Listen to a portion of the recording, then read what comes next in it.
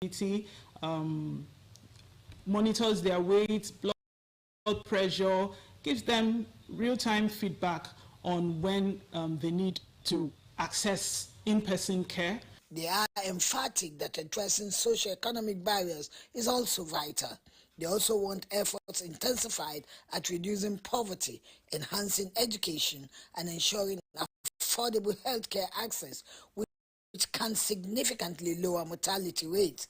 The guests are of the view that collaborative efforts between government agencies and international organizations are essential to implement policies effectively.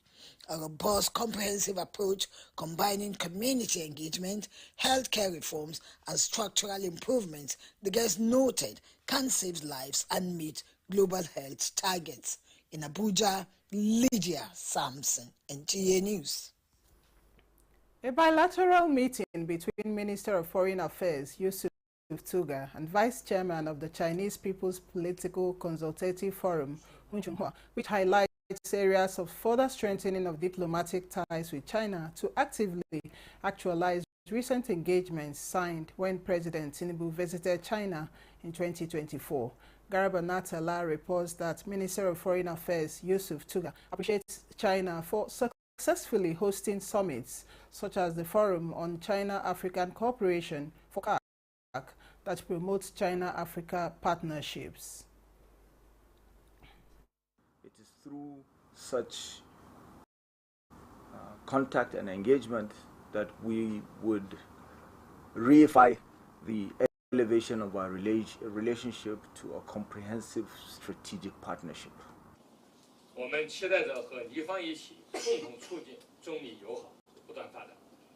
And China is looking forward to working with Nigeria to promote the friendship and cooperation between our two sides. Given China's growing influence in Africa, Yusuf Tuga also reaffirmed Nigeria's commitment to the One China principle, just as China says it recognizes Nigeria's leadership role on the African continent. The meeting focused on trade and cultural exchange with collaboration in infrastructure projects. The Minister of Information and National Orientation, Mohammed Idris, has reaffirmed the federal government's commitment to collaborating with key stakeholders in the global information and broadcasting sector to strengthen Nigeria's information dissemination framework. This was during discussions with prominent broadcast and information companies at the National Association of Broadcasters Show 2025 in Las Vegas, Nevada. Salihu Abdullahi Gwanara reports. It is a global show of modern broadcast equipment. In line with the 5-point agenda of the ministry, Mohammed Idris emphasized that the administration of President Bola Tinubu is committed to adopting cutting-edge technologies and state-of-the-art equipment for federal government media organizations to ensure effective service delivery. Well, this is connected with the new hub. The renewed hub is about, seeing what is new around the globe, bringing best practices, bringing everyone together, fusing technology with content so that Nigerians can be better informed, not just in terms of infrastructure, but in terms of the new content that can be created for the benefit of all Nigerians. And this is one of the lessons that we are learning here, and this is what we are taking back home. He assured that part of his desire to harness the media ecosystem in Nigeria is to explore effective collaborations and partnerships that will allow local broadcasters to benefit from emerging technologies through training. Breaking new grounds for all of us to move forward in terms of broadcasting for our country.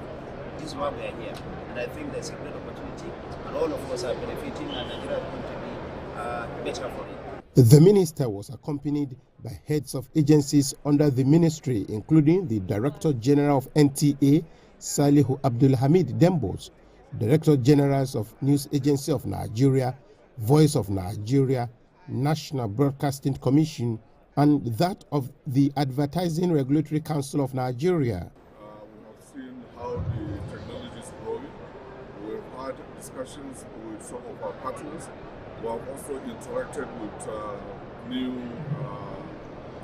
business partners. We're trying to see how we can improve on what we have already, and also introduce some of these new technologies in order to foster the march that we are making progress in Nigeria. If we look at what we need to do differently, there are new technology that tend to make commercialize a lot of shortwave technology that is easy. This is more like an innovation. It has exposed myself and my agency to the fact that there's a convergence and we need to take maximum benefit of it. For me, this show has been an eye-opener, and I have seen the evolution of greater technology that would make our job a lot easier. And we're going to engage some of them for real, to be able to do our work. The team visited the exhibitions showcasing hardware and software solutions, including broadcast antennas, transmitters, and studio equipment, and used the opportunity to engage the manufacturers who pledged readiness to collaborate with the ministry in its efforts towards transforming Nigeria's broadcasting landscape. Salihu Abdullahi Gwanara, NTA News. Office of the Secretary to the Government has addressed recent insinuations circulating on the social media regarding the composition of federal appointments. The government categorically refutes claims of lopsidedness and emphasizes its unwavering commitment to the principles of fairness, equity, and national unity.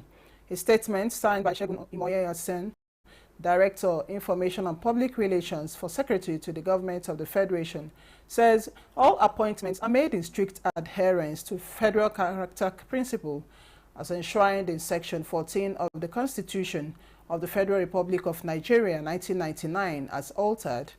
It says President Bola Ahmed Tinubu believes strongly in the unity of Nigeria and is guided by the ideals of fairness and tenets of justice in all appointments, noting that the administration is dedicated to ensuring that all regions and demographics of the country are adequately represented in its institutions and agencies.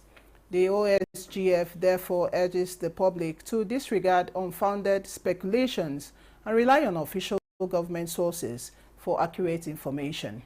The statement says inquiries with respect to this matter can be channeled through the Office of the Secretary to the Government of the Federation, which is the official custodian of such appointments. This is the news desk at 6 on NTA News 24. We'll take a break here. There will be more reports when we return this day. Celebrate Ramadan with Bafi and enjoy up to 40% off on selected products from living room, dining room, bedroom, and royal sets. Pay less, save more, and refresh your home for iftar gatherings and cherished moments with family and friends. Visit our showrooms in Abuja, Lagos, Kano, and Enugu, or shop online to enjoy our exclusive Ramadan sale. Let's make this Ramadan unforgettable.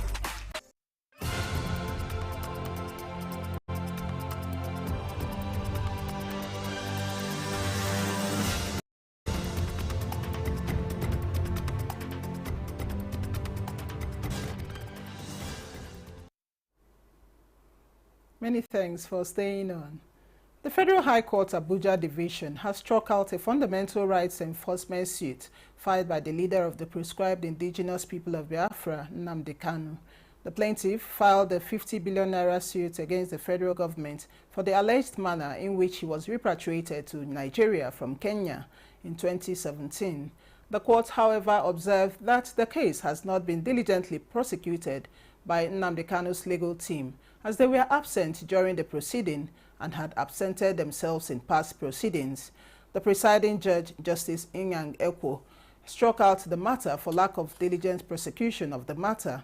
The federal government, in its preliminary objection, had argued that the case filed by Nnamdi Kanu was an abuse of court process, having also filed a similar suit at the High Court of Umuahia, Abia State. The governments of Edo and Kano states are advocating a strong mechanism that will help foster unity among states in the country, with the leaders themselves leading by example. This was the point of focus when Edo State Governor Monday Okpebholo led a delegation from Kano State to the palace of the Onoje of Uromi, His Royal Highness Anselm Idonije. Goodluck Enaine reports. The delegation, comprising 4 cabinet members and the Emir of Rano, His Royal Highness Ambassador Muhammad Isa Umar, were in the States to commiserate with the people of Edo over the tragic incident and to reiterate the position of the Kano State government that justice be served with due diligence. The Kano State Deputy Governor presented the report of the committee to ascertain the true identity of the victims of the incidents to Governor Pawolo before heading for Uromi, where Governor Pawolo and the visitors were received by the Onoje of Uromi, His Royal Highness Anselm Idonije, who described the relationship between his subjects and the Hausa community as cordial. We are people that believe in peace and development. The visitors are not only happy with the swift intervention of the state government, they believe that justice will be served. This visit is meant to consolidate and harmonize and improve the relationship between our communities, and we continue to pray to Allah subhanahu wa ta'ala. Governor Pawolo, who was earlier in Kano for the same purpose, assured the Kano state government of justice. The president was not happy at all. He set up a commission of inquiry between the federal government and the Edo state government to look into the matter, the remote cause of this issue, and to bring a lasting solution to it.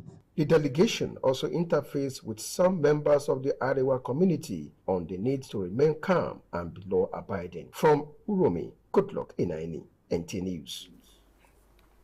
The Tinubu National Solidarity Movement is urging the understanding and support of citizens to the renewed hope agenda of the present administration.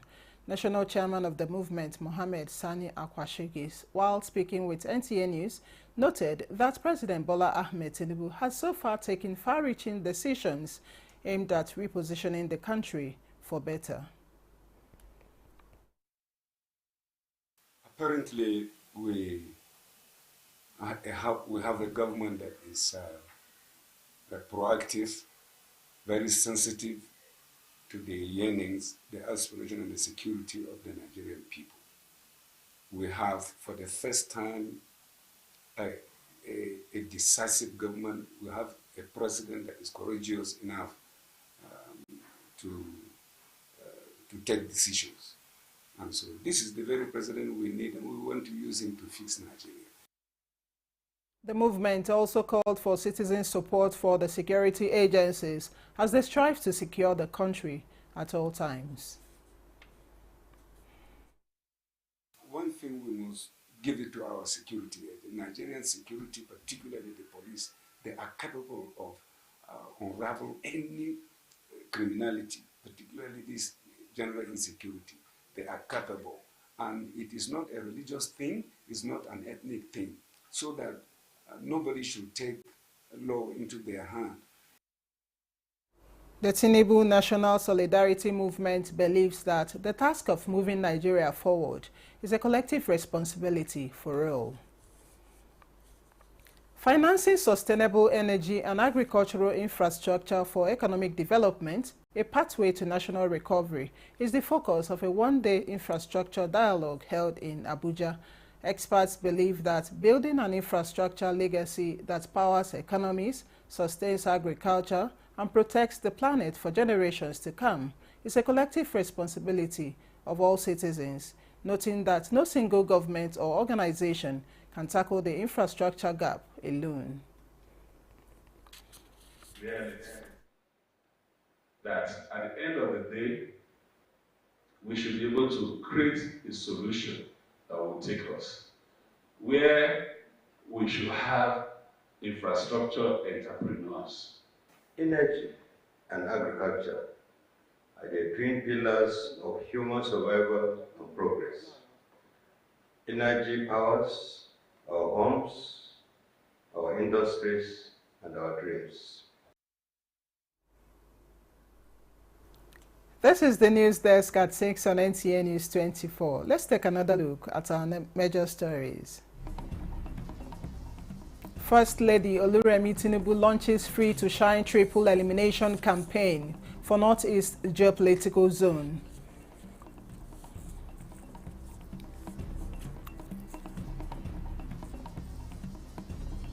Medical practitioners advocate free antenatal care for pregnant women.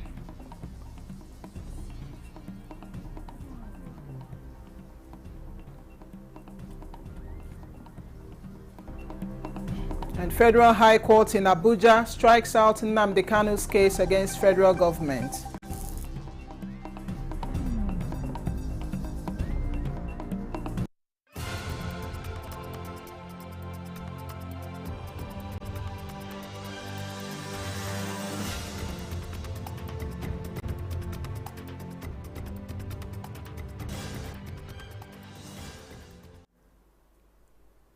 The National Association of Nigerian Students, NANS, has condoled with the family of the former Senate President of the students' body, Abdullahi Ali Kanu, who passed away this week.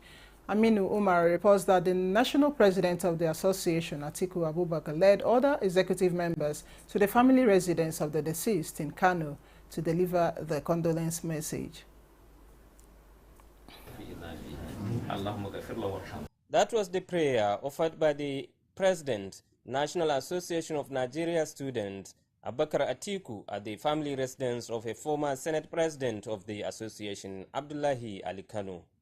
Accompanied by other executives of the association, both at the national and state level, the NANS President described late Abdullahi Kanu as a respected leader whose invaluable contributions to the union will continue to shape their future. The one who helped us, nurtured us, and put us on line in this struggle. He is one of the greatest leaders of NANS, who has been giving us direction, assisting us, and always resolving disputes whenever disputes arise. You know, as we thank the national president of National Association of Nigerian Students for coming to Kano purposely to pay a condolence visit. For the family of late Abdullahi, the visit was the testimony of his commitment to promoting the ideals of good leadership, and thanked the president of the Students' Union for identifying with them at their time of grief. An associate to the Deputy President of the Senate, Senator Barrow Jibrin, until his demise, Abdullahi Ali was the PDP candidate for House of Representatives for Dawakin Kudu-Warawa Federal Constituency in 2023 general elections. In Kano, Amin Umar, NTA News. And that concludes the news desk at 6 on NTA News 24. Many thanks for watching. I am Chinenye Mwe.